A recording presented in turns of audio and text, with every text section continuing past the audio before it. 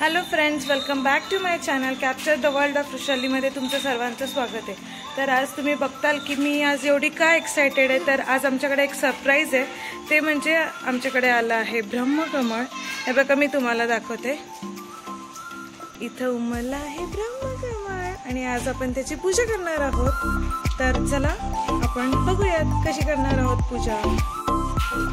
बघा हे आलं आहे मस्त ब्रह्मकमळ, एकादशीच्या दिवशी पण इथे येऊन गेलेला आहे, पण त्या दिवशी शूट करता नाही आलं।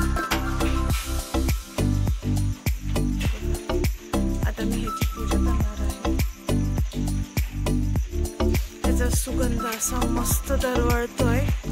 आहा हा,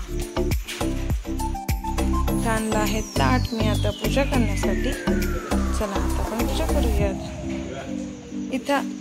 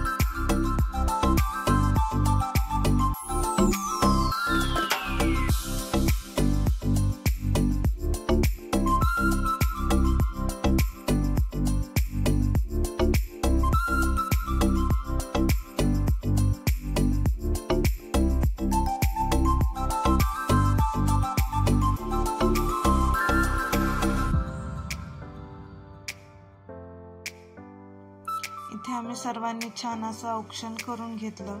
आजींनी केलं, मी केलं, ज्ञानूच्या आईनी केलं, माऊच्या आईनी केलं, ईशानी केलं, पूर्वानी केलं, वीरानी केलं, ह्यांनी केलं आणि मग सगळ्यांनी औक्षण केल्यानंतर आम्ही मस्त त्याची आरती केली। आरती आम्ही गणपतीची आरती म्हटलं, नमस्कार केला आणि सर्वजणांनी साखरेचं नैवेद्य घेऊन आम्ही सगळे घरी गेलो आपल्या। त्यावेळेला जाताना हे ब्रह्मकमळ आम्ही घेऊन शिवजीला ते अर्पण केलं, म्हणजे वाहिलं। हे शिवजीला वाहिलेलं खूप चांगलं असतं आणि ब्रह्मकमळ आमच्याकडे 7 years नंतर आलंय हे ब्रह्मकमळ। So we are blessed that आमच्या घरी ब्रह्मकमळ आलं म्हणून। ह्याच्या पहिलं पण येऊन गेलं, पण ते एकादशीच्या दिवशी घेऊन आलं, त्यावेळेस काही शूट करता आलं नाही, पण हे खूप छान वाटलं। ब्रह्मकमळ आलं होतं त्यावेळेस आम्ही मस्त रेडी वगैरे होऊन आलो आणि हे ब्रह्मकमळ ज्या दिवशी आलं त्या दिवशी ईशानी खेळून आली, म्हणजे आई आपल्याकडे मस्त छान फूल आलंय, खूप त्याचा छान वास येतो असं सांगत होती ईशा। त्यामुळे अजूनच एक्साइटमेंट होती की कधी मी खाली जाऊन ब्रह्मकमळ बघते, असं झालं होतं मला।